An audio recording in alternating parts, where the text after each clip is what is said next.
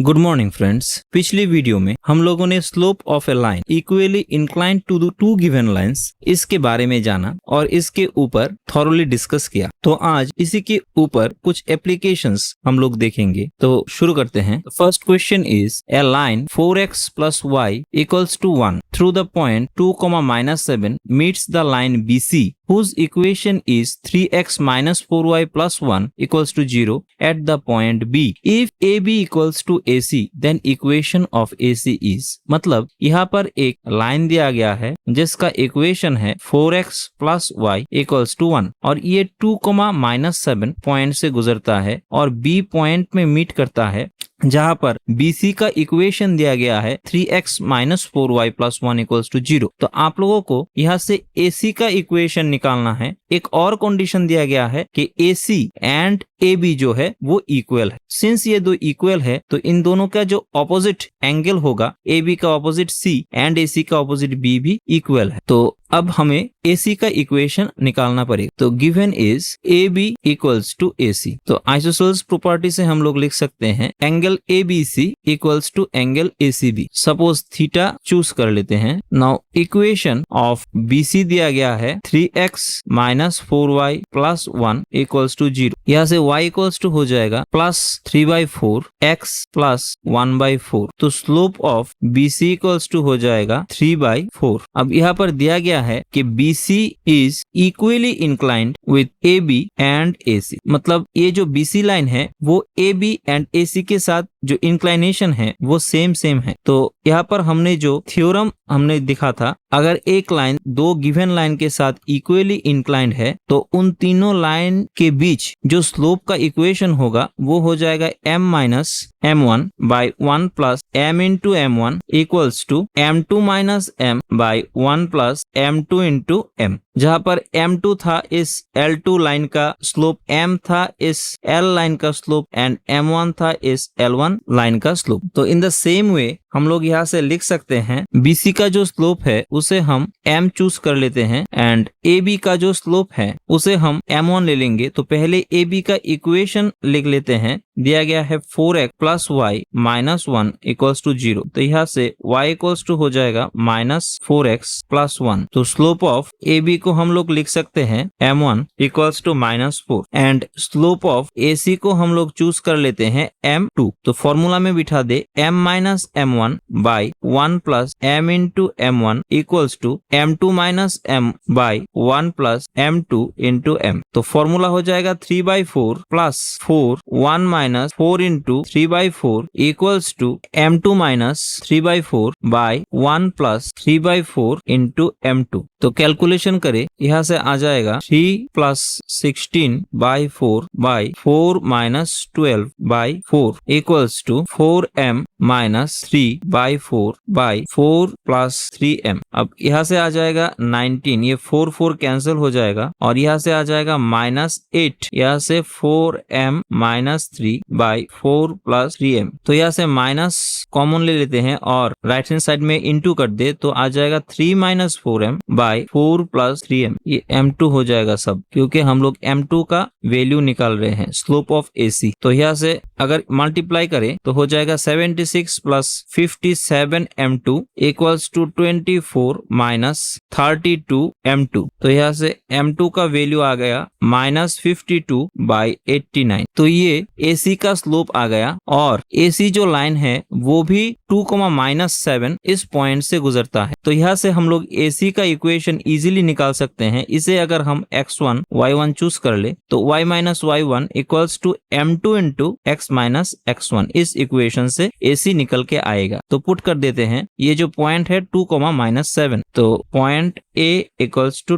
2, coordinate है 2, -7 और slope है -52/89। मतलब इक्वेशन ऑफ AC हो जाएगा y plus 7 equals to -52/89 into x minus 2। और यहाँ से आ जाएगा 52x plus 89y plus 519 equals to 0 and यही हो जाएगा रिक्वायर्ड आंसर, मतलब equation of AC। Second question is the equation of straight line passing through the point 1,2 and having intercept of length 3 between the straight lines 3x plus 4y equals to 24 and 3x plus 4y equals to 12 is, मतलब यहाँ पर एक line दिया गया है जिसे हम L से डिनोट कर देते हैं, जो 1,2 कोऑर्डिनेट वाले इस पॉइंट से गुजरता है और एक 3 यूनिट का इंटरसेप्ट क्रिएट करता है, जो जिस इंटरसेप्ट को क्रिएट करने वाला जो स्ट्रेट लाइन है उसका एक का इक्वेशन है 3x plus 4y equals to 24 and दूसरे का इक्वेशन है 3x plus 4y equals to 12। तो आप लोग यहाँ से देख सकते हैं इन दोनों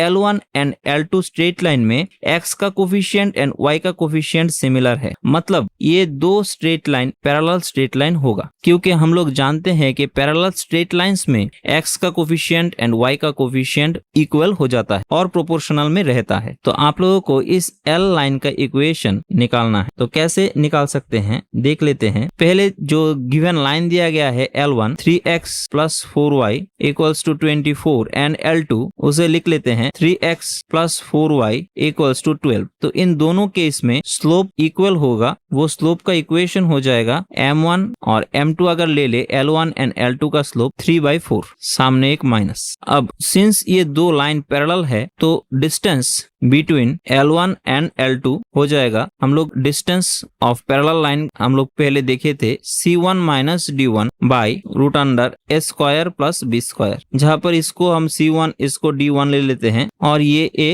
और ये B, सिमिलरली A और B, तो बिठा दे आ जाएगा 24 minus 12 by root over 3 square plus 4 square equal to 12/5 unit. Since ये डिस्टेंस है तो नेगेटिव साइन को हम लोग ओमिट कर दे रहे हैं, क्योंकि मॉड्यूलस अगर हम तोड़े तो प्लस माइनस आएगा और डिस्टेंस हमेशा पॉजिटिव में ही आता है। अब यहाँ पर हम लोग इस A पॉइंट से एक परपेंडिकुलर इस L2 लाइन के ऊपर ड्रॉ कर दे रहे हैं, तो इस एंगल को हम लोग मान लेते हैं ये थीटा है और इस पॉइंट को C से डिनोट कर देते हैं और इसको B से। तो ये अगर थीटा है तो वर्टिकली ऑपोजिट होने के कारण ये एंगल भी थीटा हो जाए। अब ट्राइंगल इस ABC से लिख सकते हैं AB by AC equal to sine theta, क्योंकि इस ट्राइंगल में ये परपेंडिकुलर और ये हाइपोटेनस हो जाएगा। तो AB का वैल्यू है जो डिस्टेंस आया, distance between L1 and L2 उसे लिख दे रहे हैं 12/5 एंड AC का वैल्यू है यहाँ पर इंटरसेप्ट दिया गया है 3 into 3 equals to sine theta. तो साइन थीटा इक्वल्स टू आ जाएगा 4/5। तो यहाँ से कॉस थीटा को हम लोग लिख सकते हैं root over 1 minus sine square theta. अब फॉर्मूला में बिठा दे तो कॉस थीटा का वैल्यू भी आ जाएगा 3/5। तो टेन थीटा का वैल्यू आ जाएगा यहाँ से sine theta by cos theta,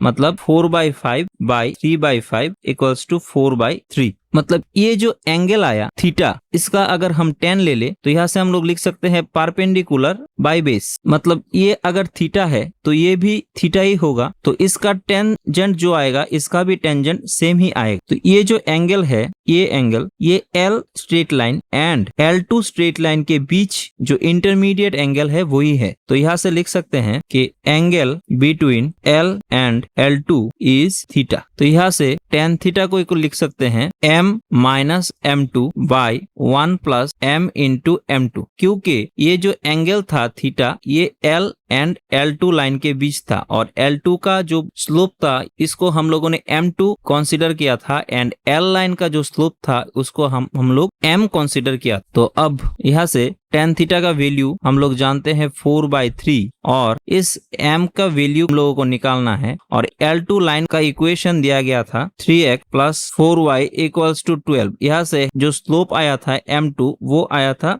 -3/4। तो m2 की जगह पर बिठा दे, ये प्लस हो जाएगा और ये -3/4 इंटू m। अब इसको तोड़े तो आ जाएगा m plus 3/4 1 minus 3m/4 equals two plus minus 4/3। अब प्लस को चूज करें तो यहाँ से लिख सकते हैं m प्लस 3/4, सामने एक 3 और 4 इंटू 1 माइनस 3m/4। तो यहाँ से 3m equals to 9/4 equals to 4 minus 3m लिख सकते हैं, और यहाँ से 6m इक्वल्स टू 4 माइनस 9/4 हो जाएगा। तो यहाँ से 6m इक्वल्स टू लिख सकते हैं 7/4 और m इक्वल्स टू लिख सकते हैं 7/24। सिमिलरली अगर माइनस को चूज करें तो यहाँ से लिख सकते हैं m plus 3/4 1 minus 3m/4 equals to minus 4/3। अब यहाँ से m को कॉमन ले ले तो लिख सकते हैं 1 plus 3/4m and m common ले ले तो 1/m minus 3/4 equals to minus 4/3। m cancel हो जाएगा। अब अगर हम m टेंस टू इंफिनिटी ले ले तो यहाँ से हो जाएगा 1 by minus 3/4 equals to minus 4/3। तो यहाँ से